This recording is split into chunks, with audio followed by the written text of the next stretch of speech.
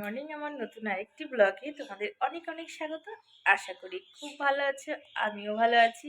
তো সকালবেলা শুরু করলাম রান্নাঘরের থেকে। এখানে দেখো ডাল ভিজিয়ে রেখেছি, মাদের জন্য নিরামিষ রান্না হবে, ঝোল ডালের বড়া করে।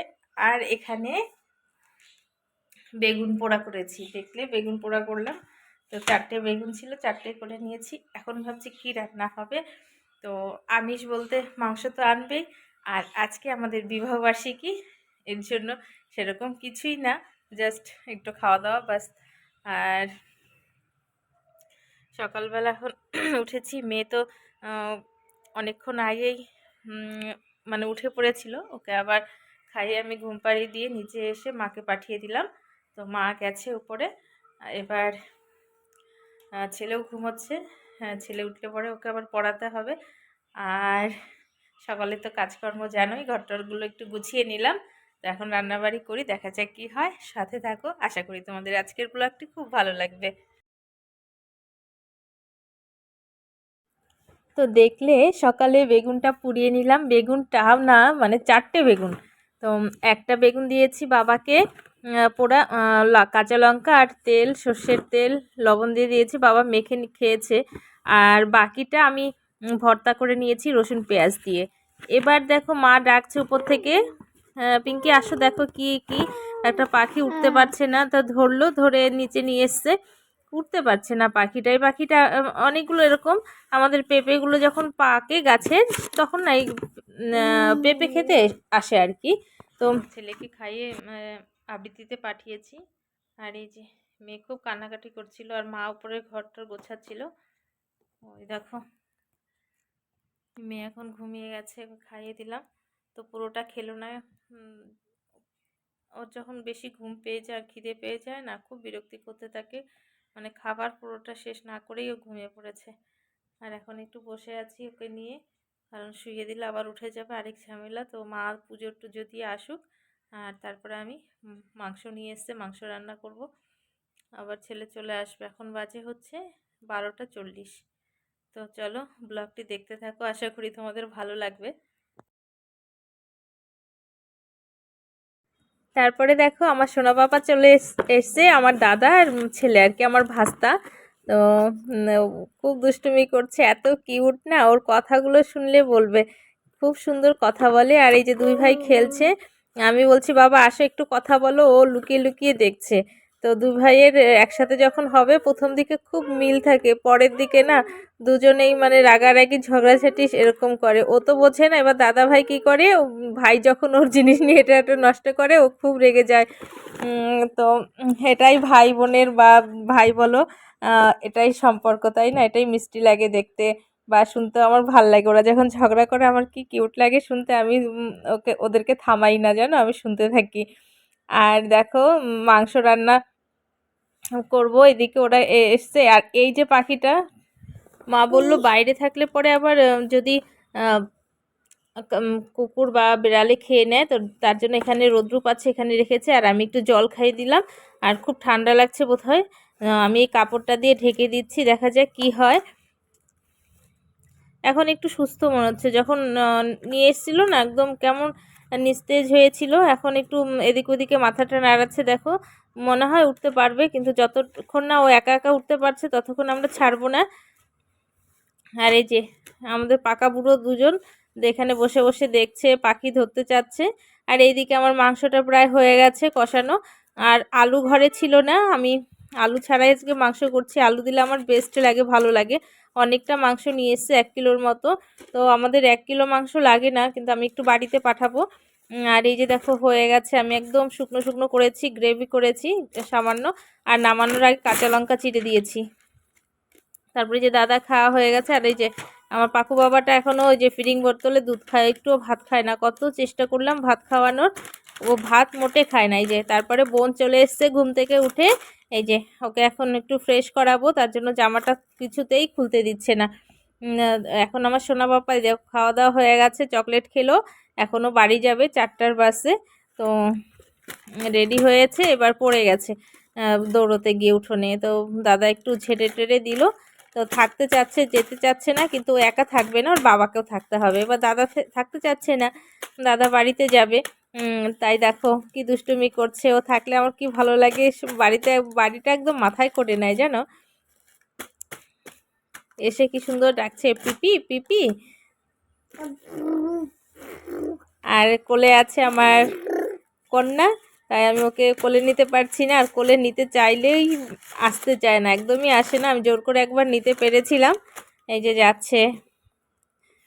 আর দাদা আজকে যেহেতু আমাদের এখানে বাজার, তো বাজার করতে যাচ্ছে, এদিকে ঠাম্মি একটু এগিয়ে দিয়ে আসছে। আর তারপরে এসে গেলাম ঘরে এসে মেয়েকে খাইয়ে একটু ওর সাথে খেলা করছি। ঘুম থেকে উঠেছে, এর জন্য বিছানাগুলো গোছানো হয়নি, এরকমভাবেই আছে।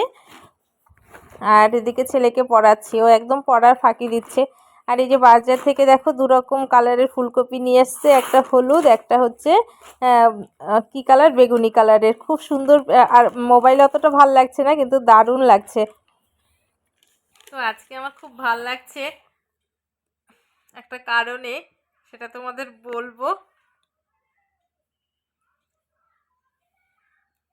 আর এখন দেখো মেয়েকে খাইয়েছি, আর ছেলে তো পড়তে গেছে। আর এদিকে চাটা করেছি, একটু আদাটা বেশি দিয়ে দিয়েছি। মা বলছে মার তিতা লাগছে একদম, বলছে যে খুব তিতা লাগছে।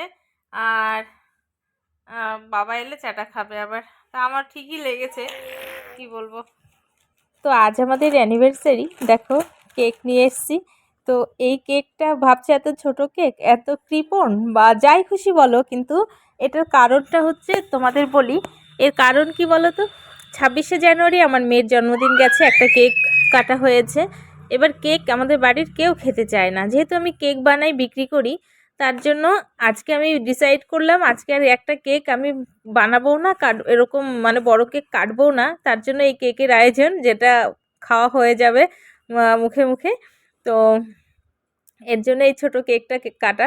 কেক বড় ছোট দিয়ে কথা নেই, কাটলেই হলো, তাই না? Just formality. তো আমি দেখো রেডি হয়ে নিয়েছি একটু সাজুগুজে। আর তো প্রথমে খুব ভয় পেয়ে গিয়েছিলাম, দেখো কি বলে এটা, স্পার্কল ক্যান্ডেল বোধহয়। তো এবার কেকটা কেটে নিচ্ছে। মা তো পুরো হাসছে দেখে, বলে একটা কেক বানাতে পারলো না। তো কেক বানিয়ে কি হবে বলো তো, আমাদের কেকটা কাটা হয়ে গেলে এবার কে খাবে এত কেক। 26শে জানুয়ারির কেকটা এখনও ফ্রিজে পড়ে আছে, মানে কাউকে তো বলা হয় না, এবার আশেপাশে বাচ্চাদেরকে দিয়ে দিয়েছি। আর শুধু কেক দিতে কেমনও লাগে, সেরকম আয়োজন কিছু নেই, যার জন্য একটা কেক হাতে হাতে দিয়ে দেবো, এটা ভালো লাগে না দেখতে। তো বাড়িতে যদি কেউ আসে তাহলে তাকে দিয়ে দিচ্ছি, এটাই আর কি। তো আবার একটা কেক বানাবো, কে খাবে পড়েই থাকবে কেকটা, যার জন্য এটা করা। আর দেখো ছেলে এদিকে কি দুষ্টুমি শুরু করে দিয়েছে। আর মেয়েকে নিয়ে আসছি, ও দাদাইয়ের সাথে ওই ঘরে ছিল। তো তোমরা আশীর্বাদ করো যাতে আমাদের সামনের জীবন খুব ভালো থাকে, আমরা পরিবারের সবাইকে নিয়ে, মা বাবা আশেপাশে সবাইকে নিয়ে ভালো থাকতে পারি। আর যারা অনেক অসুবিধার মধ্যে থাকে তাদেরকে যেন আমরা হেল্প করতে পারি, তো এটাই কামনা করি। আর সবাই যেন সুস্থ থাকে। এই দেখো বাবাও বসে গেছে, আর আমি ক্যামেরাটা রেখেছি টেবিলের উপরে, কারণ সবাই মিলে এরকম ভিডিও তো সবসময় হয় না, যার জন্য আমি